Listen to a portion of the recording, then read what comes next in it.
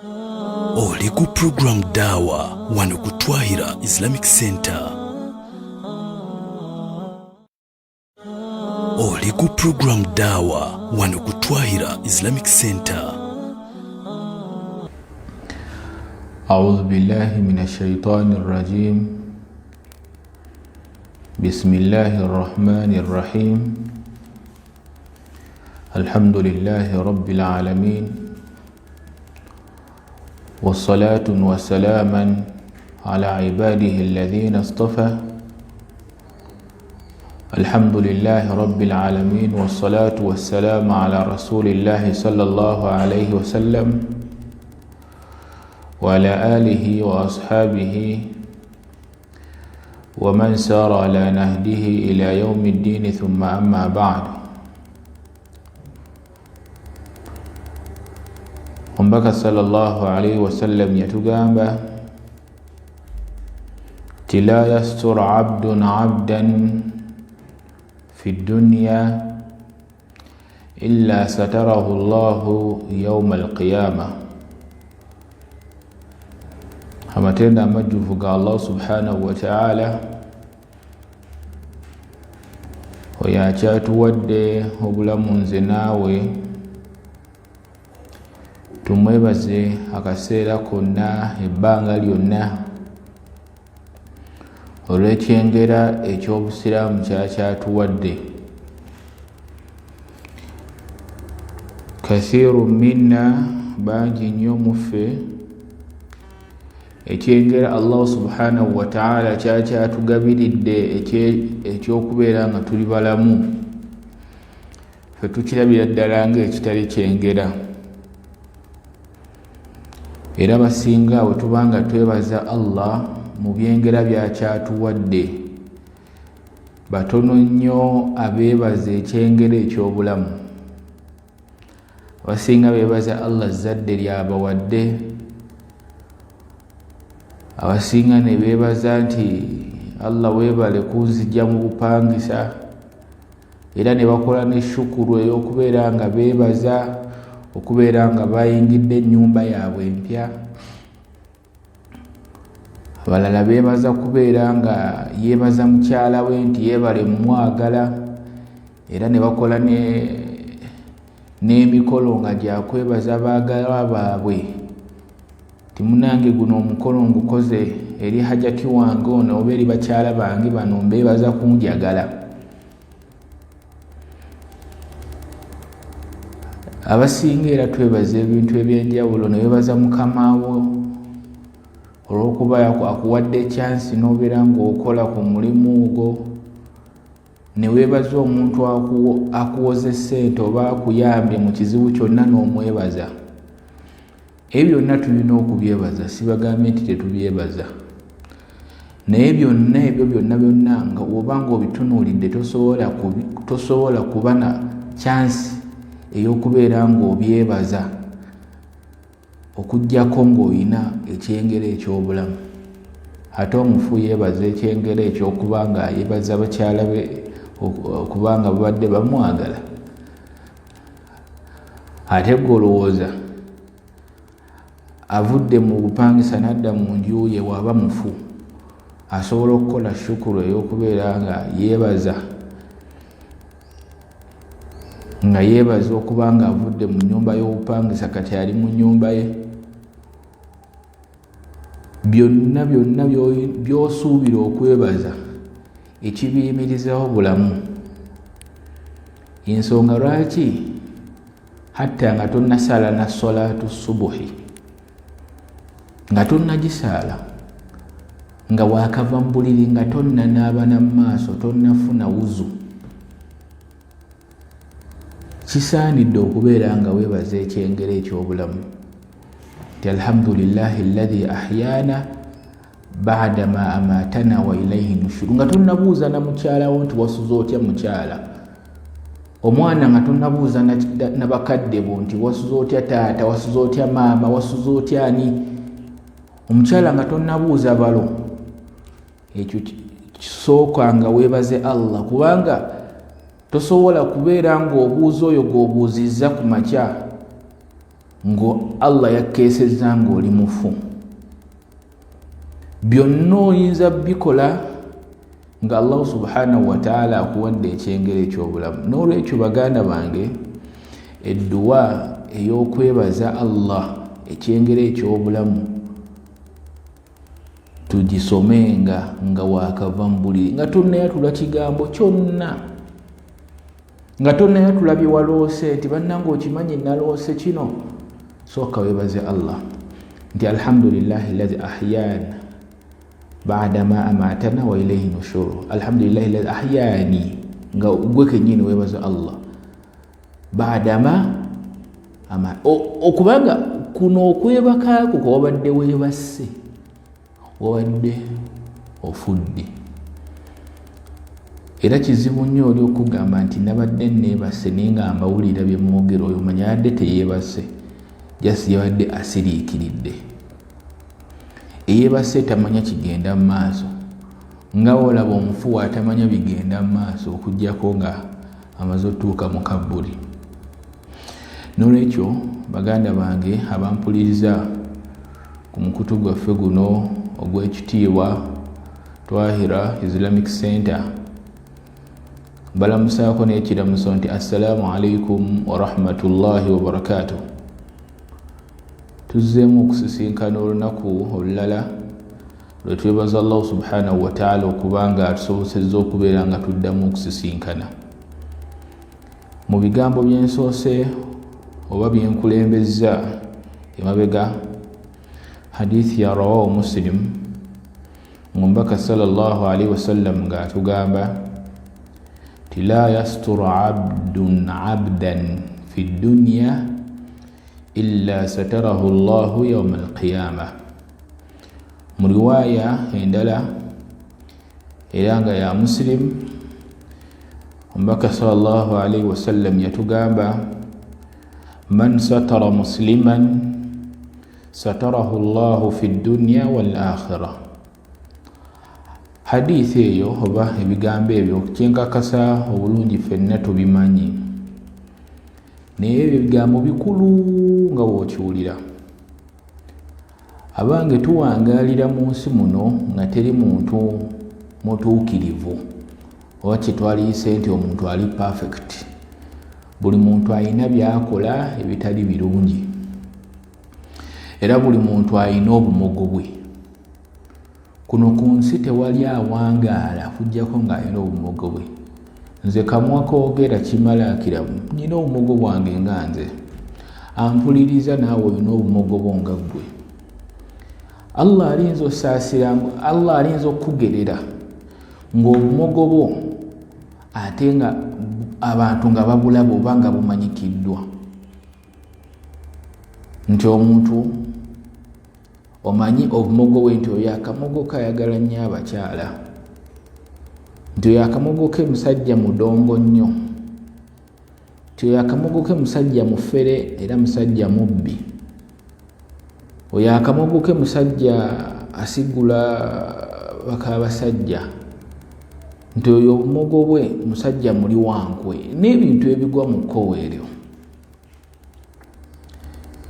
Naye gwe wenna amanyi akamogo k'omuntu oba ng'omanyi wikinensi ye, weewala okubeera ng'oyogera wikinensi y'omuntu. Bw'oba ng'omuntu omulabyeko wikinensi nga tosobola mutuukirira nga ye, bireke toyogera, kubanga ensobi gy'ogenda okwogera mu bantu abalala oba oliawo abamumanyi oba abatamumanyi, ensobi yalina ogitereeza, wabula abo abantu si be balina okubeera nga batereeza ensobi eyo. Ku mulabe guno gwe tuwangaalye, Allah yatuwa media, n'aleeta emikutu gino Facebook, YouTube, TikTok, byonna emikutu, WhatsApp, gyonna emikutu, ng'emikutu gyonna kumpi kizibu okusanga omuntu nga tagiriiko. Atagiriiko aba ayaayaana nnyo okubeera ng'agibeerako. Naye ate emikutu gino mirungi nnyo kubanga bangi nnyo bafunyemu omugaso mu gyo. ate emikutu gino mibi nnyo kubanga bangi nnyo begikosezza. Omuntu yenna w'obanga okimanyi muno mu nsi omuli bwe tuwangaalira, Allah yatutonda nga tuyina ebibi byaffe nga ffe. Ensonga lwaki Allah yatutonda, yatonda omwana Adamu nga yakazaalibwa nga talina na kimu kye yali anyiizizza Allah. Naye eno gye bujja ng'awangaala, bingi nnyo byakola nga binyiiza Allah, ebimu nga binyiiza Allah era nga binyiiza n'abantu abamwetoolodde. Naye ate kizibu nnyo omuntu okubeera ng'awangaalya mu bulamu nga bwakunyiiza Allah ebbanga lyonna. Kati omuntu oba okimanyi nti alina byakola nga si birungi, abange mubikkirire. Akamogo k'omuntu tokazza mu publiki. Tozza kintu kiri muntu kye yakola mu nkukutu ate n'okizza mu publiki. Wabula omuntu ekintu kye yakolera mu publiki era kizze mu publiki. Naye omuntu aba alina ekintu kye yakola mu nkukutu kisigale mu nkukutu.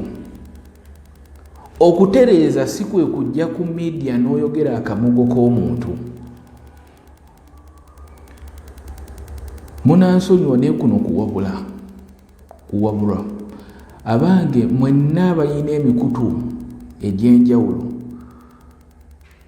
mugikozese mu mbeera ennungi, kubanga mugenda kwonoona kaaliya z'abantu ab'enjawulo. Ojja ssanga omuntu ng'alina ebirungi bye byazze ng'akola, naye mu birungi bino byazze ng'akola tekitegeeza nti talina bibi byakola. Era kino nkibagamba, teri muntu ali ku media nga ye akola birungi byereere eri society. Naye omulaba ng'avaamu ebigambo ebirungi era ng'omwegomba nga obeera mu kyalo ogamba kale oyo singa aba bba wange mba mmaze nze. Manya alinaye byakola ng'avudde wano ku media oba wano mu kamera n'abikolera emabbali. Kati n'olwekyo bannange tubikkirire basiraamu bannaffe. Hadithi ntuufu rawahu Muslim. Man satara musliman satarahu Allahu fi dunya wal akhirah. Ate tujjukire nti endagaano zonna Allah ze yatulagaanyisa ajja kubeera nga azituwa. Gwe bikkirira musiraamu munno kuno ku nsi, Allah subhanahu wa ta'ala ajja kubikiya ku yawmul qiyamah. Ku yawmul qiyamah kubanga abantu bangi nnyo bagenda kubeera nga bawangalira mu nsi nga bamudhnibun, nga bakola amazambi, ngera banyiiza Allah subhanahu wa ta'ala, naye batuuke mu bbaliro Allah ababale. Naye nga okubabala okubeera nga ababala, abantu bagenda kutegeera na kivudde mu kulonda nga bajja kulabiraawo. Kati gwe wenna ayagala Allah okubikiya ku yawmul qiyamah, bikkiira musiraamu munno, bikkiira muganda wo, bikkiira omuntu yenna gw'omanyi nti alina akakyamu ke yakkola. Tomuzza mu lujjudde kwonoona linnya lye. Waba alina kye yakkola nga si kirungi nga ggwe omuntu, oba nga alina kye yakkola nga si kirungi eri ggwe ne famire yo, tokizza ate mu bantu balala, kubanga ayinza okuba yakkola ekibi nga Yesu yakikola, naye ggwe manya alina baakoledde ebintu nga birungi. Ate ffe obuzibu bwe buli kuno ku nsi, tutunuulira nnyo ebibi by'omuntu by'akoze. Essaawa zino omuntu asobola okuwa omuntu omutwalo mu kamera n'agumuwa nti guugwo omutwalo, ka vidiyo ne kakomaawo.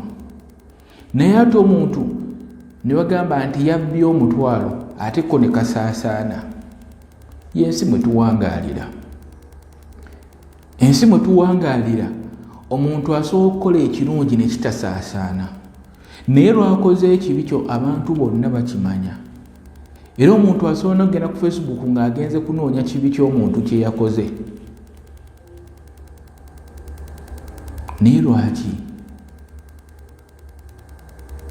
Kuno ku nsi kuno kwe tuwangaalira, omuntu asobola okukola ekirungi mbagambye omuntu asobola okuwa omutwalo omuntu abantu nga 10 ne bamanya bantu nga 10 oba 2 nga oba 3 naye omuntu nabba omutwalo era kamera nemukwata abantu akakadde kalamba ate yabbye omutwalo kale omusajja oyo mubi nnyo nabba omutwalo oba busente obutono oba kale omusajja oyo yenna ow'ekitiibwa nabba omutwalo naye ne batamanya nti alina ne gwewaako omutwalo n'ateeka akamwenyo mu maaso go oba mu kyenyi kye.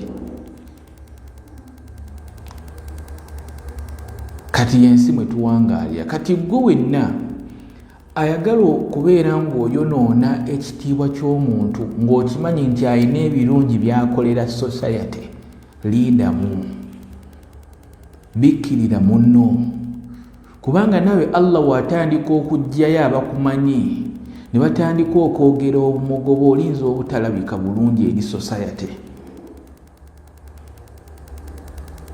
Bino tubyogera n'ekyemmanyi musobola okubeera nga mubitegeera.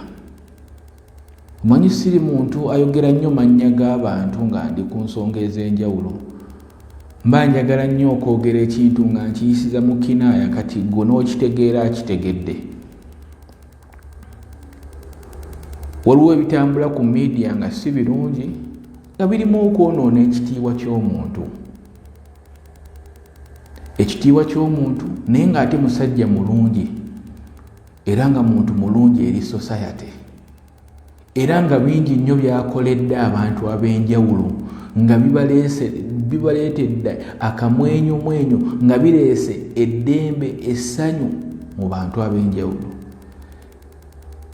Naye sawa zino waavuddeyo omuntu omu ayagala kwonoona kitiibwa kye eri bantu.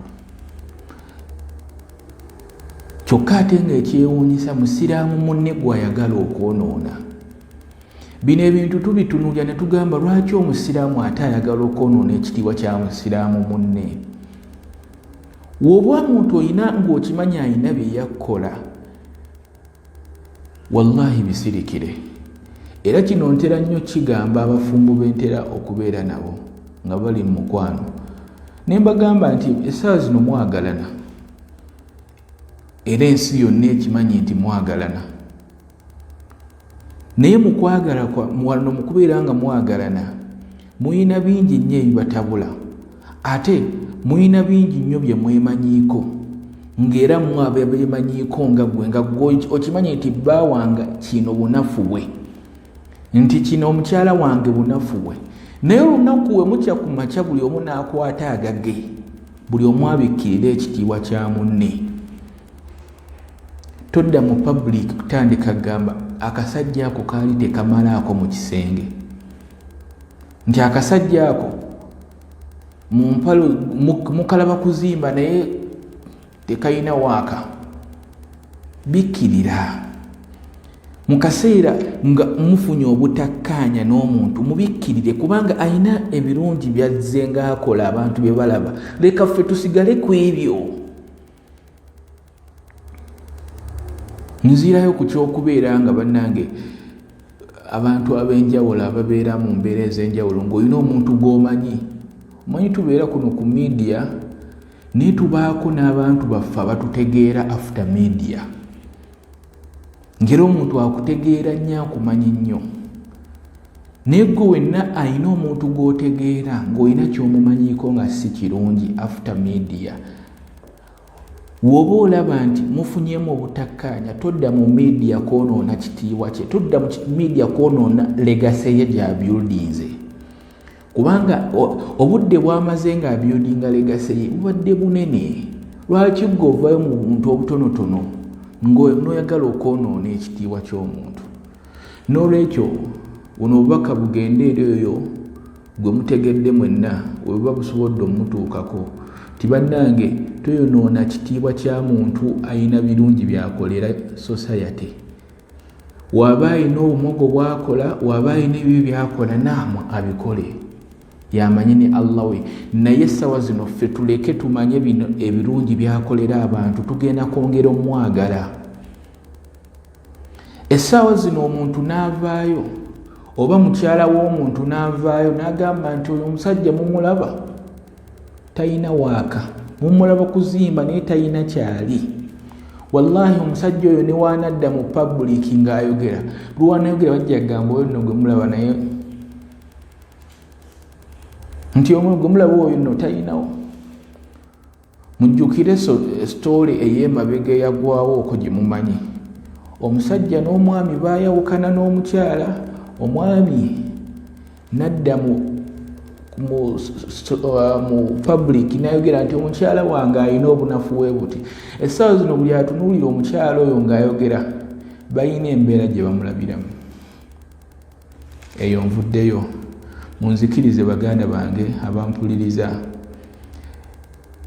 ebyo biwanvu nnyo wabula tetwagala bigendamu. Just kye tubadde nti nno man satara musliman fi dunya satarahu llahu yawma alqiyama, oba la yasturu abdan fi dunya illa satarahu llahu yawma alqiyama.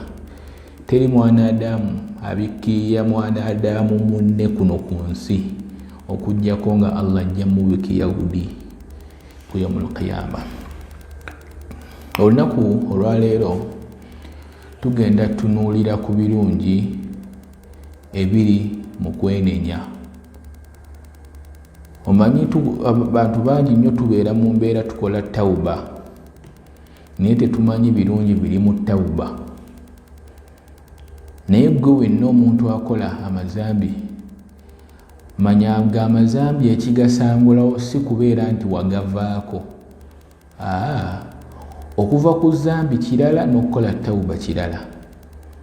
Osobola okuva ku bwenzi naye ate ng'ezzambi lyasigalawo nti oli mwenzi. Kubanga basinga asobola okuva ku bwenzi nga just bamugamba nti munange tokyayina maanyi n'akipowa, oba ye kenyini naye era batakyayina maanyi n'akipowa. Osobola okuba nga wali mubbi, Allah naggerera amaaso ne gaziba, n'emikono n'oba nga tokyagiyina oba gyatemwako, kati nga tokyasobola kubba kubanga tokyayina byolaba, tokyayina byosobola kukwata.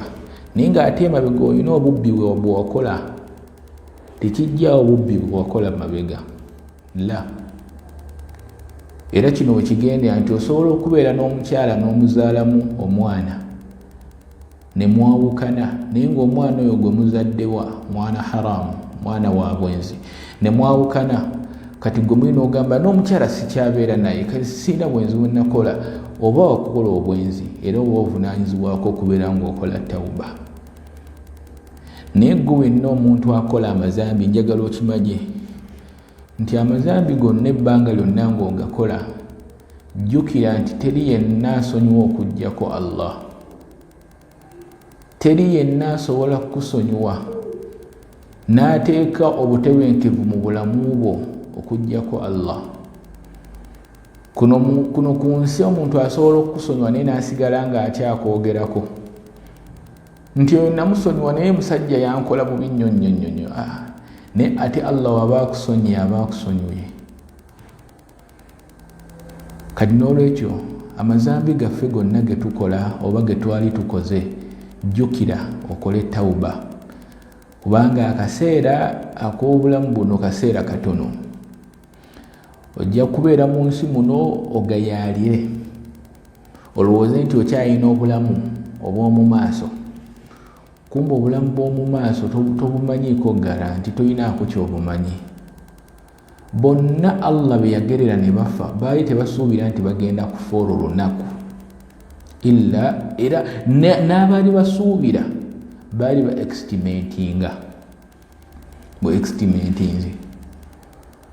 Naye bonna Allah boolaba bajjulula nti oba badde ku ndiri oba badde ku ki, aba asuubira kale ngenda kufa olumba olunuma lugenda kunzita, n'abatamanyi ddiro agenda kufa. Kati gwe wenna atamanyi ddiro ogenda kufa, lwaki otandika okugamba nti tawuba nja gikola omwezi ogujja?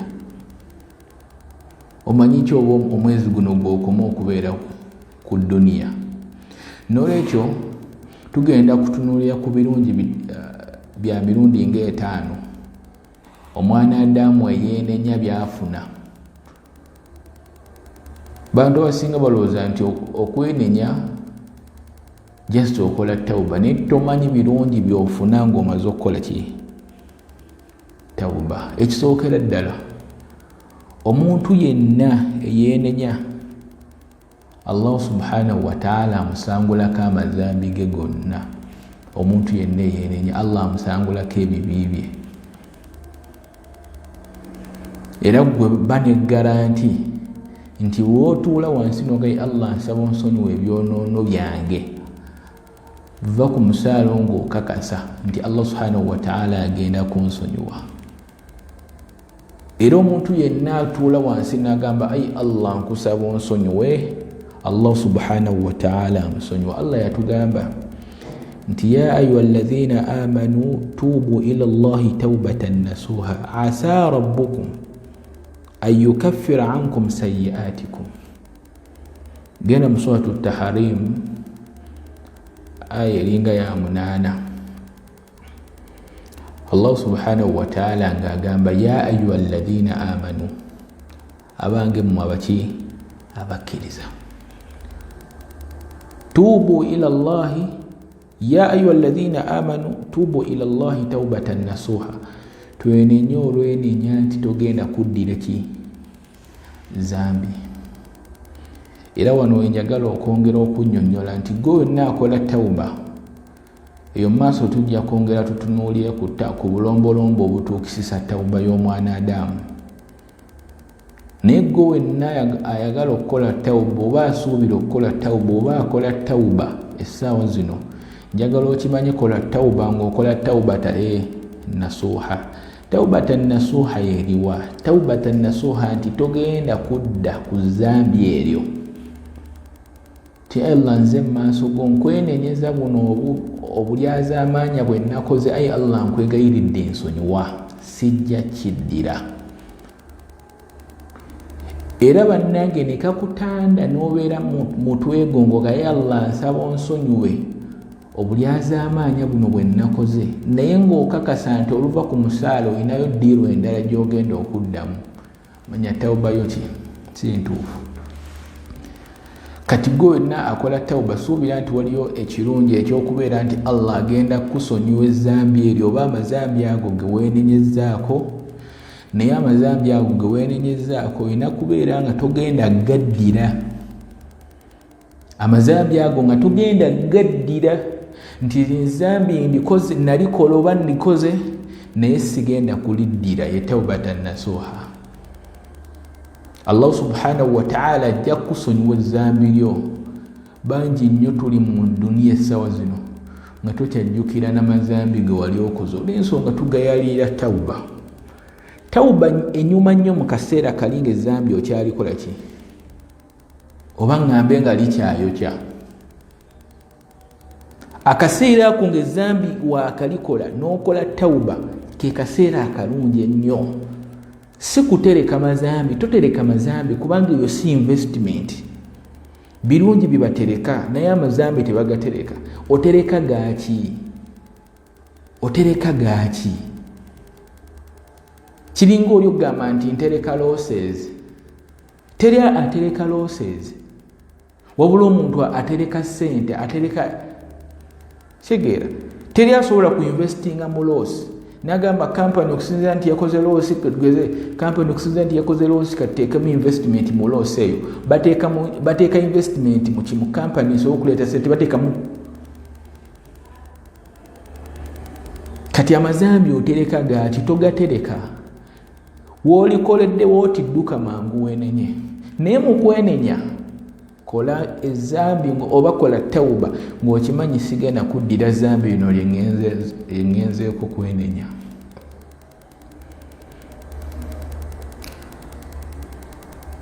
Eyo kansobye nti tuli ffenna tuvuddeyo. Ensonga ey'okubiri oba ekirungi ekyokubiri, omuntu yenna eyeenenya afuna okwagalwa eri Allah subhanahu wa ta'ala.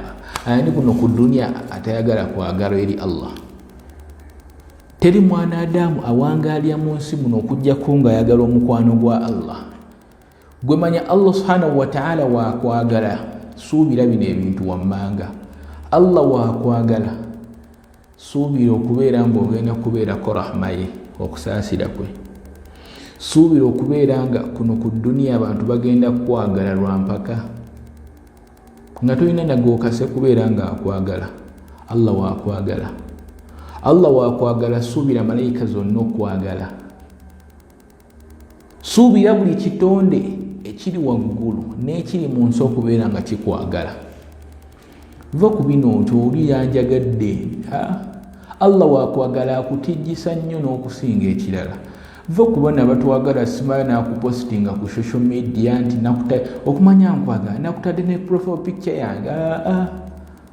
Allah waakwagala akuteeka ku profile picture y'oku nsi kuno ku nsi ne mu ggulu. Kuno ku nsi ne mu ggulu. Allah waakwagala akumanyisa ebitonde bye ne bikumanya ate nga bikumanyi mu mbeera nnungi. Allah waakwagala. Kati gwe wenna agaana okukola tawuba, gwe manya bumanya tosobola kufuna kwagala eri Allah. Allah tasobola kwagala. Era ensonga lwaki Allah subhanahu wa ta'ala yatugamba mu suratul Baqara aya ya 222 n'atugamba inna Allaha yuhibbu at-tawwabin wa yuhibbu al-mutatahhirin. Kyenjagaddemu kyekiruwa ti inna Allaha yuhibbu tawwabin. Allah yagala abanadamu abatuula wansi ne bakola batya ne beenenya. Amazambi gonna ge wakola gwe totya Allah ajja kukusonyiwa. Ate Allah nga ayagala omuntu eyeenenya. Allah waakwagala mbagambye akutijjisa bingi nnyo byofuna muno mu nsi. Golabirawo omuntu kubeera nga buli kyakwatako kibeera mu baraka, buli kyakwatako kibeera mu baraka. Olaba muntu kubanga tava kunyonya. Olaba muntu kubeera nga yali mwavu essaawa zino nga mugagga kumbe aliko kwagala eri Allah subhanahu wa ta'ala. Va ku bitonde bino ebitwagala nti nakwagadde nenkuteeka ku Facebook yange era n'emikwano gyange gyonna gikumanyi. Egyo mitono Allah akumanyisa bonna abaddu be bonna n'akwagala. Malayika zonna ne zikwagala, zonna ne zikumanya. Era Allah waakwagala ayita Jibril. Jukiramu ye yakulya zi malayika zonna n'agitegeeza nti omuddu wange oyo mumulaba fulani ali mu kafuuwe kati mwagala era genda ogambe abasigadde nti ono omuddu wange mwagala. Jibrilu n'agenda n'alangira mu bamalayika bonna nti omuddu afaanagana waati ne waati ne waati mukwano gwa Allah ffenna tumwagale. Yensonga lwaki Nabbi Muhammadin sallallahu alaihi wasallam ne malayika ejjamu emyoyo. Malayika ejjamu emyoyo yali etya n'okumugjamu ng'ebyo ddala mukwano gwa Allah.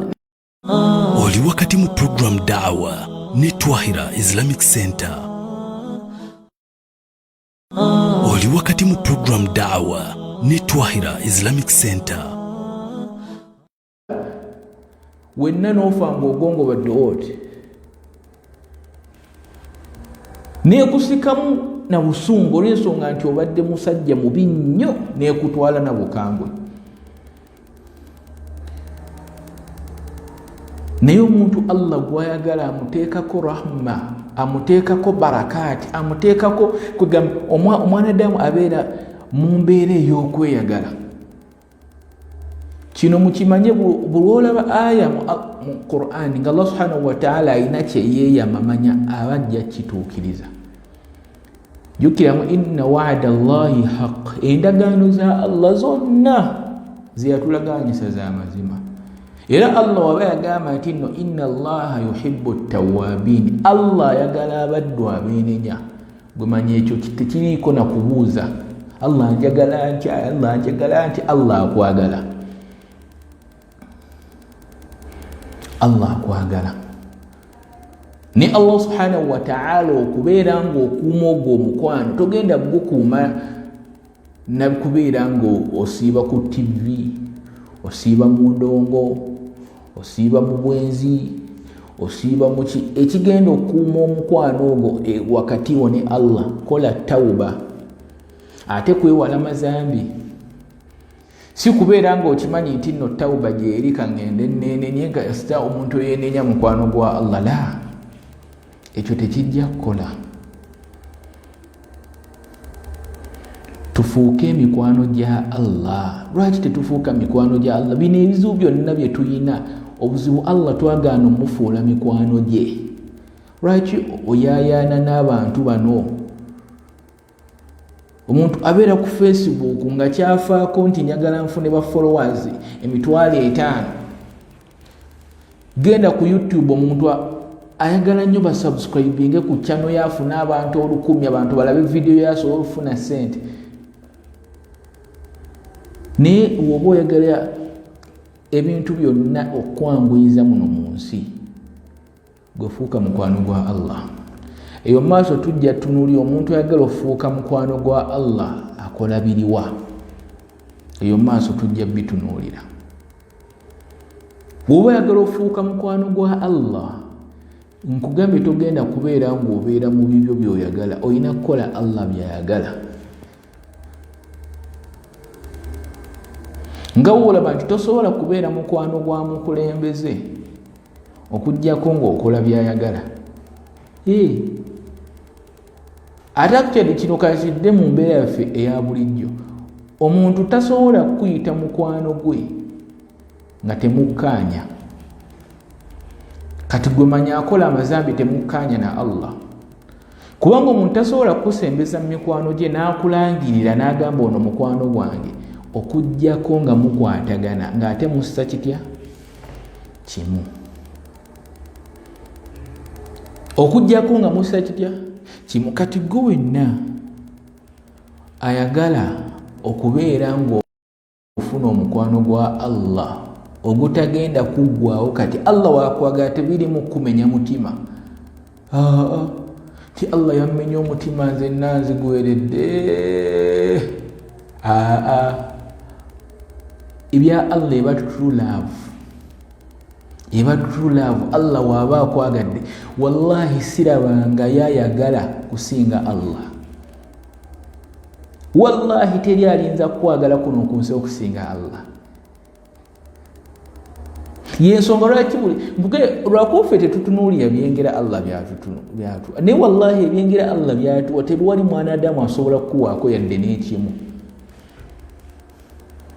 Ensi yonna ne weekuŋŋaana ng'eyagala okukolerayo kimu nga Allah tannayagala, wallahi tekisobola kubeera. Wallahi tekisobola kubeera. Ensonga lwaki Allah atwala omukulembeze w'eggwanga n'alekawo bakulembera ng'ate bakulembera bali mu mbeera mbi nnyo, ye n'amutwala owa waggulu. Naye nga gwolowooza bano abasigaddewo olowooza badde Allah wayagala ekintu agamba mugambe qul fayakun, kibe ne kikola ki, kibe ne kiba. Tutudde wano otudde wooli, ne Allah wasalo n'agamba ogenda kulinnya ennyonyi enkya, wallahi ne ogenda ku kisaawe ng'ennyonyi teziriyo, gojja kulaba ng'egenda okutwala ezze. Allah wasalawo nti kino kigenda kubeera, bonna ne bakuŋŋaana. Era nze ntunuya nnyo abatera okugamba nti omukisa gw'oyo baagutwala. Tewali mukisa gwe baatwala. Kye baatwala tekyali kikyo. Olwakuba ggwe olowooza kyali kikyo, otandika kugamba nti kangendeko mbasawo nnoonye omukisa. Teri mukisa gy'ogenda gujja okuggyako eri Allah. Allah wasalawo n'agamba abantu bonna bakukyawe, wallahi bakukyawa. Ate Allah wasalawo bonna bakwagale, bakwagala.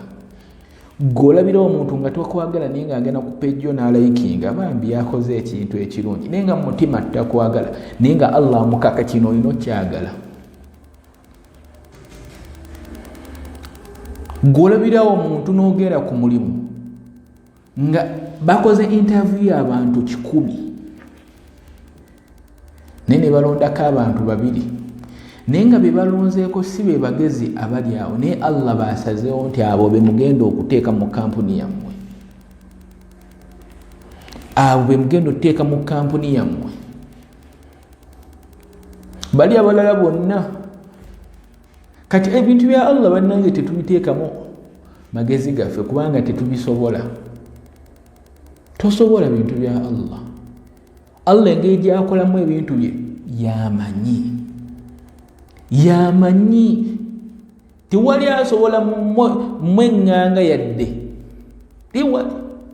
Tolaba nti ensesa zino simanya balwana Ukraine erwana gundi simanya Russia, naye tewali asobola kweteekako Allah. La, omweteekako omusobola nga ye yakutonda, ye yatonda wooli, ye yatonda gwe gwoyita ne mulabewo naawe n'akutonda, kati gwe weteekako nti gweoyagala olwanyisa. La, yennyini nsi gweoyagala olwanyisa. Kati bannange byonna eyo kyenjagala tutegeere nti bannange omuntu ayagala okwagala kwa Allah subhanahu wa ta'ala ayina kwenenya. Ekyokusatu, kuimu ku birungi omwana Adamu byafuna nga yeenenyezza. Omwana Adamu we yeenenya, Allah subhanahu wa ta'ala lazima ajja muyingiza ejjana. Omwana Adamu we yeenenya, kuimu ku birungi byagenda okufuna, abeera ne garanti nti Allah subhanahu wa ta'ala ajja muyingiza ejjana. Era ensonga lwaki Allah subhanahu wa ta'ala yatugamba mu suratu Maryam aya 6, Allah natugamba illa man taaba wa amana wa amila saliha fa ulaika yadkhuluna aljanna wala yuzlamuna shay'an. Illa man taaba, aya mpanvu. Na Allah subhanahu wa ta'ala eri mabega yajjanga ayina banyumyako ninagamba byonna naye abantu illa man taaba, ate ne batakoma kwenenya, wa amana ne bakkiriza nti Allah subhanahu wa ta'ala, wa amana wa amila saliha, ate ne bagoberezaako emirimu emirungi, fa ulaika yadkhuluna aljanna, awo nno bwe bagenda okuyingizibwa ki ejjana, wala yuzlamuna shay'an. Allah tewali mwana Adamu gwagenda kulyaza amaanyi. Era ku yawmul qiyama tugenda kubeera mu bulamu butaliimu nguzi. Teri byakugula nti Jibrilu kankuwe nabbi kankutemereyoko kino ngambireko ku Allah anyamba nyingiza ejjana. Bintu bigenda kubeera nga byekola automatically. Size zino system volongoto. Tiatalina sente, simanya mu kooti bamuwangula, simanya biki. Ekooti ya Allah agenda gituyimirizaamu. Nga ebikuwaako obujulizi biyungo byo byennyini byoyina. Ovanga kuja unokiyama olunaku oluzibu ng'omukono gwo nga gwe gwogera. Eno gwe nga weewakana. Sinzi ebikwata si Allah nga atandika ogamba kale omukono ogwa ddyo yogera nga gutandika oyo olunaku weeruti ne gujjayo n'akata. Allah nga akujjayo n'akatambi ng'era yankwasa wano. Weegaani nti siyingirangako mu loogi nze. Allah ajjeyo amagulu go googere ti oyo yatutambuza n'atutwala mu loogi y'e Makindye, oyo n'atutwala ne tugula malaaya oyo yatuyingiza mu gundi. Olunaku lugenda kubeera luzibu nnyo. Era nze ntunulira omwana Adamu nga basomesa olunaku olw'Yawmul Qiyama n'atafumiitirizaamu nako. Lunaku luzibu. Tolaba nti tubeera mu nnaku enzibu mu bulamu buno obw'ensi, naye teri lunaku lugenda kuba luzibu. N'olunaku omwana Adamu lwagenda obbeera mu kabbuli, lunaku si luzibu nnyo lwasookamu, naye olunaku lwogenda okuyimirizibwa mu maaso ga Allah. Olunaku olwo oluyita lwangu nnyo. Hufatan uratan ghurran. Si nti mu kabbuli oba toli wa Allah, naye oba oli wa Allah. Ni wali ng'oli naku. Dufumiitirizeeko. fumitiza ku lunaku lwogeno yimirizibwa mu maaso ga Allah subhanahu wa ta'ala hufatan uratan ghurran oba ku lunaku Allah lwakugamba nti yawma yafirru almar'u min akhihi wadduke mukwano gwo omwagalwawo wa ummihi wa abi taata wa maama wo mumanyi nga essaawa zino nga tubatejjisa ng'omwagala wano ku nsi kizibu nnyo olyomusanga nga tayagala maama we taata we afazaali abaako omu gwayagala kubanga oluusi osanga famire nga abaana basinga kwagala nnyo maama oba basinga kwagala nnyo taata oba okuba obutakkaanya naye olunaku lwa kiyama bonna ogenda badduka odduke mukyalawo odduke balo olunaku oluyita lwangu akhil karim fakiru jayidan wallahi lowooza olunaku lwogenda obeera mu maaso ga Allah era ensonga lwaki omwanadamu mu duwaazi zalina osabawulikanaku allahumma inna asaluka aljanna so Allah subhanahu wa ta'ala akujjana kubanga bw'oba osaba edduwa eyo malayika zikuddiramu ti Allah subhanahu wa ta'ala muddu muwe ejjana agisabye muddu muwe muddu wo naakusaba ejjana gimuwe ensonga ki nze ntera nnyo g'abantu tetusaba nnyo bino byaku nsi kubanga byonna biggwaawo golooza byemuke mu ttaka alinamu ki olowooza baamuziika naki kisumuuzo kiggula wotera africana kisumuuzo kiggula wa baamuziika mu ssanda golooza muzaata baamuziika mu ki newe oba olina ebyapa byenkana bitetooza babikuziikamu era baba bakoze akatijjo ne babikuziikamu gojja kulaba ekiro nga abantu basooba nga bazze obbijja mu kabbuliyo naye teri wali yali asoobye nga gamba bamuziise mu ssanda tuzze kuzibba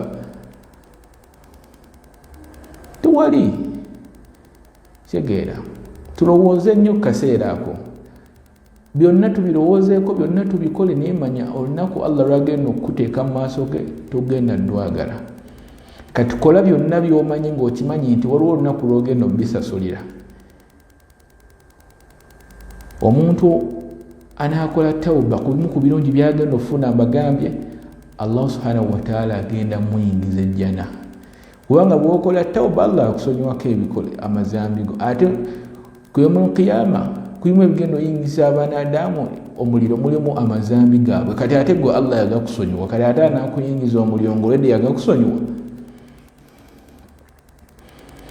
kati n'olwekyo tusabe Allah ate tukole tawuba tukimanye nti Allah subhanahu wa ta'ala agenda tuyingiza ejjana era mu aya eno ekyakyenjagaddemu kyetuba tukola omwanadamu yenna waba akoze tawuba goberezaako emirimu emirungi togoberezaako kibi togobereza kirungi ku kibi wabula ekibi ate kigoberezeeko ekirungi oba munfunye togobereza kirungi ku kibi wabula ekibi kigoberezeeko ekirungi era bwe omaze okukola tawuba yongerako ku adhikaari osaddaake tegeera some ku Qur'ani ebintu ebityo Allah subhanahu wa ta'ala ku yawmul qiyama ajja kukuyingiza ki ejjana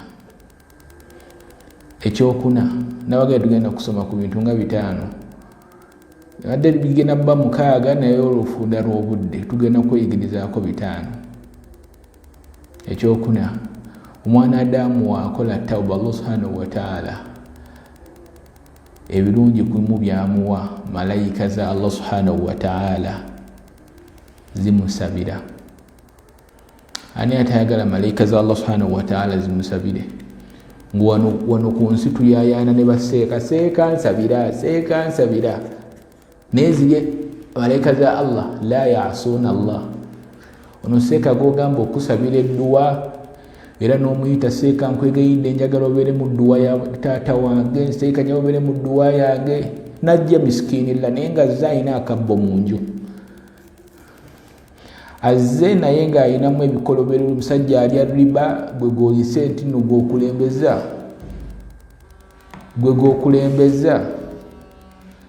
gw'okulembeza mu kubeera ng'okola ki ng'omuyita nti seeka jangu mu dduwa ya taata wange genda bero nakuwe luti wota seeka nkwegayidde gwe abeera mu dduwa yange.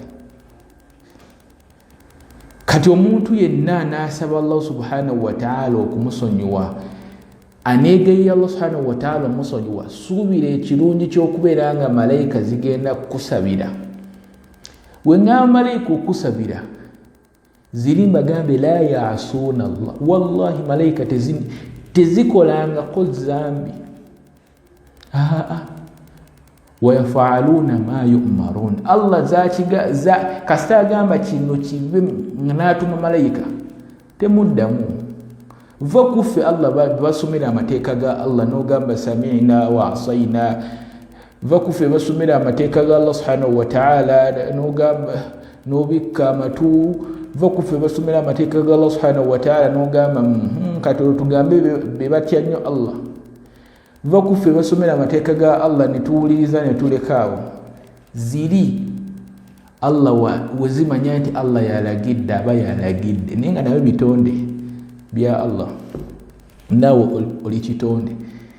Naye ziri ku bimu ebyanukuza edduwa amangu ennyo ewa Allah subhanahu wa ta'ala y'okubanga agisabye muntu tayina mazambi oba kugamba tanyiza Allah. Oba nti oyinza okifureminga nga tanyiza Allah. Kati ze malayika w'osaba niweegeya Allah subhanahu wa ta'ala ebirungi by'ogenda ofuna, malayika zigenda kukusabira. Malayika zigenda kukusabira. Ng'omanyi malayika okusabira va ku edduwa ya taatawo gyakusabira ntono, edduwa ya mukaddewo gyakusabira ntono ku dduwa malayika gyekusabira.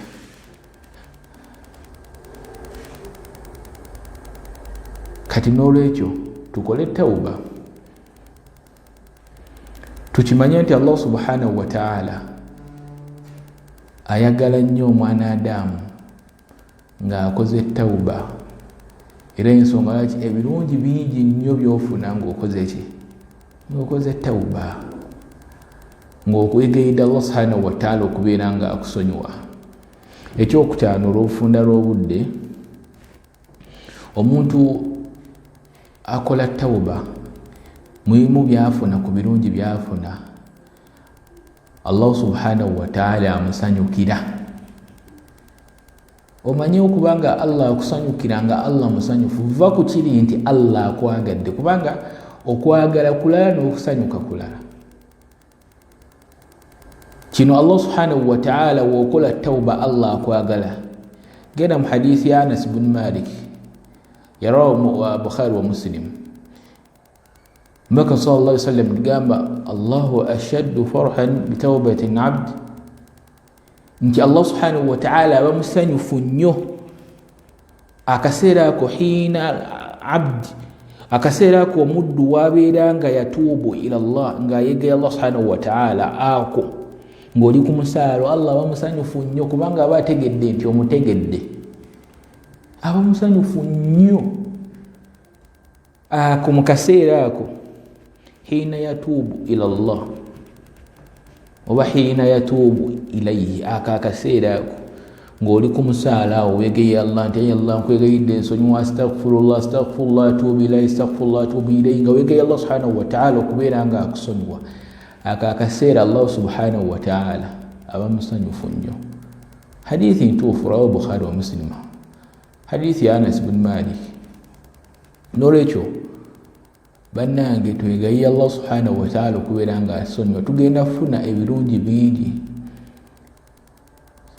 Ebirungi bingi nnyo omwana Adamu byafuna nga yeegayidde Allah subhanahu wa ta'ala okubeera nga amusonyiwa. Genda mu suratu Nuh, Allah subhanahu wa ta'ala yagamba فقلت استغفروا ربكم إنه كان غفارا يرسل السماء عليكم مدرارا ويمددكم بأموال وبنين paka aya jeggwera. Allah subhanahu wa ta'ala ebintu byagenda okuwa nga weenenyeza bingi ebirungi, si bye bino byokka, bingi. Kati teweetuulako n'amazambi go. Nabagambye amazambi si investment z'olina okuba nazo mu bulamu bwo, kubanga tezirina kye zigenda kwongera mu bulamu bwo okuggyako ebizibu. ng'olaba nti nno buli obeerawo ng'obeesingidde ku loosi njere tolina kyogenda kweyongerako era ogenda kugwa bugwi. Naye oba kwegamba bizinensi yo ng'eyimira ku magoba oba ogenda kugaggawala. Kati gwe wonna ayagala ebirungi muno mu nsi ne ku akhira yitiriza nnyo okubeera nga weegayiya Allah okubeera nga akusonyiwa. Amazambi tugamanyi. Nze kino sijja kukoma kigamba bantu nti nno bali insanu ala nafsihi basira. Bino tubisomesa ne buli omu gwasinga okwemanya. Totunuulira amazambi gange, totunuulira ga mulala, tunuulira gago. Kigenda kuwa okwenenya. Naye wonna atunuulira amazambi gange togenda kwenenya. Naye wonna atunuulira amazambi go kigenda kuwa okwenenya kubanga ojja tunuga kino nze yakikola Allah nkwegayidde. Naye wonna atunuulira agange ojja kwewunya agange kumbe tomanyi nti oba nze neegayiya Allah. Nze gwe weetaddeko tomanyi oba nakola tawuba Allah subhanahu wa ta'ala oba oliawo nga yansonyiwa. Weetadde ku bizibu byange n'otamanya nti wano kuno ku nsi buli omu yajja atya. Yajja buli omu yajja lulwe. Wajja lulwo najja lwange. Era Allah waba atuuse okutwala agenda kutwala lulwa agenda kuntwala lwange. Kati lwaki obeesingira ku nze? Lwaki kugamba obeera ku nze n'ogamba musajja gwe kola tawuba, musajja gwe olina amazambi, musajja gwe gundi. Tosojja muntu. Gwe kennyini tuula wansi weenenye. Bangi nnyo tukoze hijja naye nga tuli balogo. Ngira abasiraamu balowooza oli haji kumbe teri bwa haji bwamu bw'oli musajja mushiriku. Bangi nnyo bayimaamu ng'oyimira ku kituuti n'osoma Qur'ani ng'eseeyeeya weeti naye nga yaakhiri karimu oli mulogo, oli musajja mukubi wa kitabo. Bangi nnyo tulina ebizimbe tuwazzaka tukola ki naye nga bakola risaaki mu maaliyo mulimu okusaddaaka abantu, mulimu okuba nga olyazaamaanya abantu, mulimu okukola tawuba. Ate kati naawe totunuulira byoli akoze ki n'ogamba oyo musajja gumulaba awaddeyo sente musajja mulogo nnyo. Gwe totunuulira ate akukyina bulogo bw'oli muntu, gwe tunuulira bulogo bwo bw'okola kubanga abantu abasinga tuli balogo mu nsi muno mwe tuwangaalira. Tuli balogo kizibu kino kigambo okusinza ku lisaa kizibu nnyo sanga ekika okuggyako nga mulimu abalogo. Sanga basenga ab'omu kika bakojja bayita kojja senga Allahu akbar nga balogo faako bufi. Baloza abako okubafiirako bufiizi. Ne baloga. Naye ate oluusi nga bebaloga bawaliyullah kati nga teyibakwata. Abantu bebaloga nga batya Allah waabwe babeera ku azikaari. Bannange tukole tawuba. Situnuulira nnyo bantu naye nze kino nkibakubirako example nti bannange ensi eno gye tuwangaaliramu njagala tukimanye nti ensi si yaffe, si yange si yo.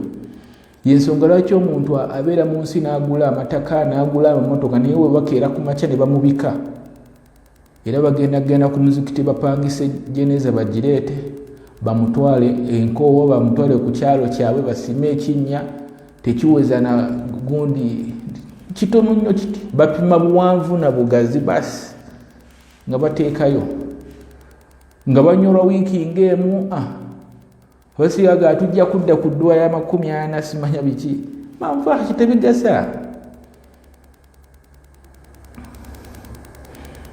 Abange wallahi tukole tawuba akaseera tulina katono.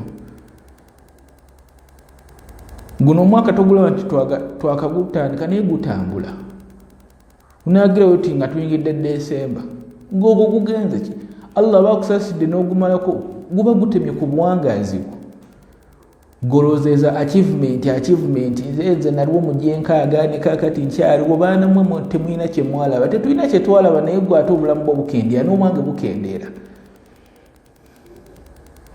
Era nze nnyolwa nnyo omuntu okubeera nga yeewaanira mu kitiibwa ky'obukulu. Tebiriiyo eyo si investment, ekyo si kya bugagga okuba ng'oli mukulu. Obukulu bulina kubeera mirimu.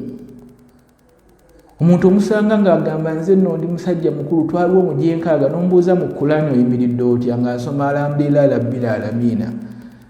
Ng'ono gwagamba gwe baazaala mu 2000 Hafizu mulamba kati n'ogamba njawulo ki ng'ogamba bakuzaala mu gyenkaaga tewali aganya ono gwe bazaala mu 2000 yalaze emyaka 5 akutte Kulaani gwe bazaala oli myaka egisukka mu 6 olaga toyina kye waakoze mu Kulaani okyali ku nkola nkadde tonna developinga bino etubyogerako bagamba baana bato batuwalampa tetulina kye tubawalampa tubagamba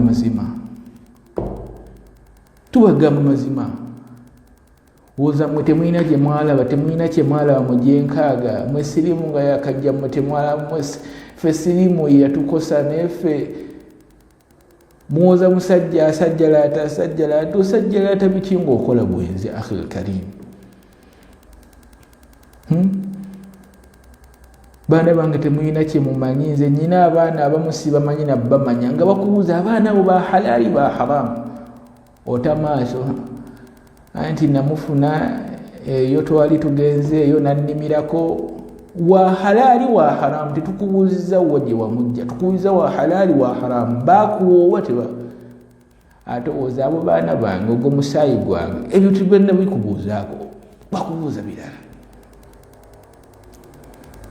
abange tujjukira amazambi gaffe ge twakola tetwewaanisa mu bukulu twewaanisa emirimu mirungi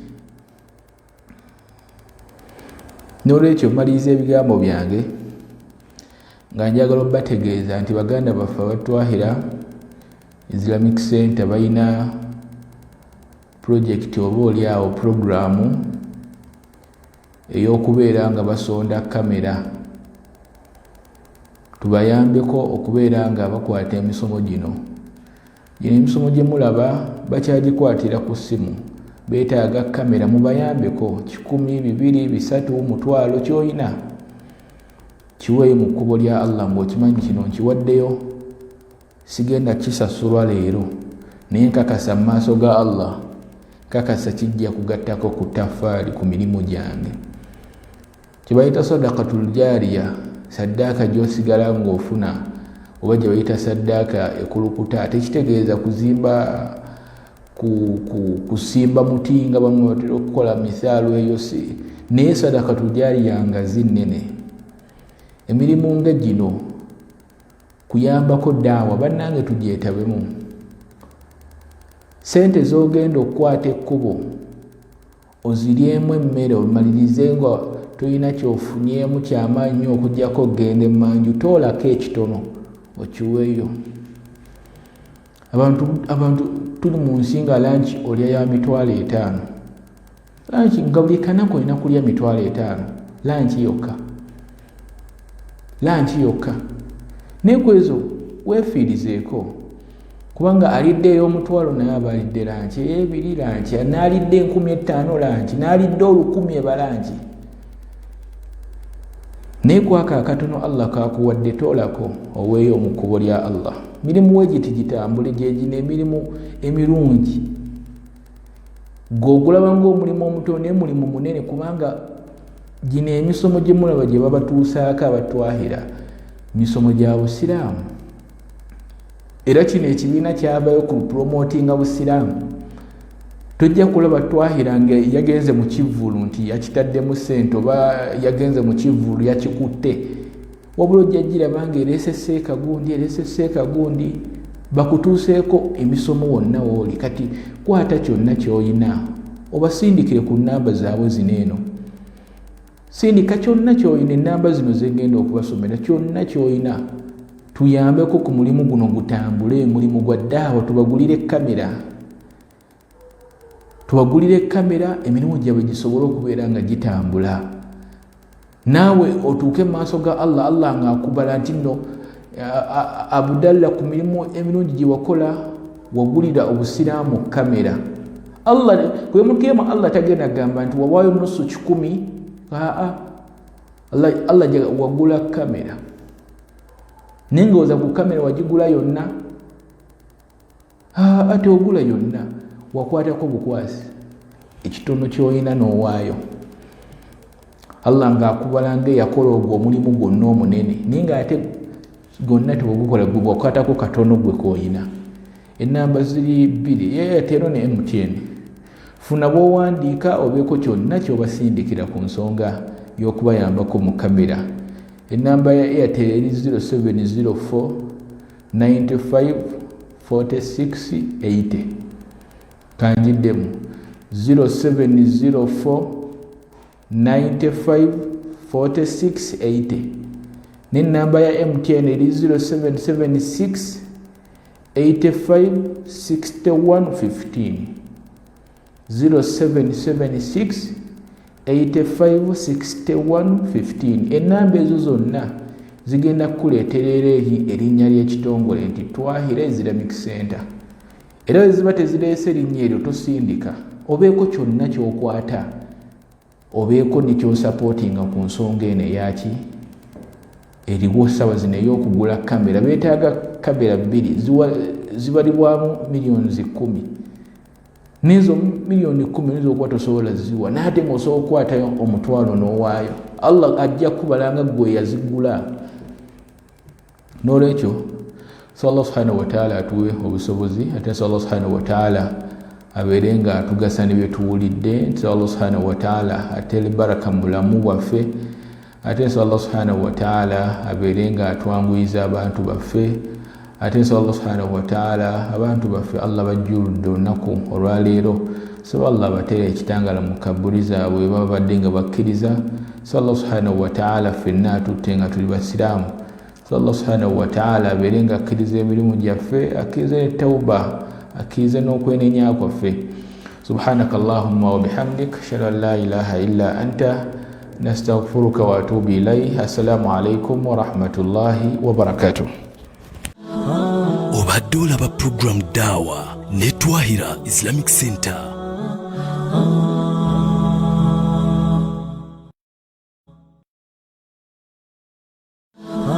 Obadde olaba program Dawa ne Twahira Islamic Center.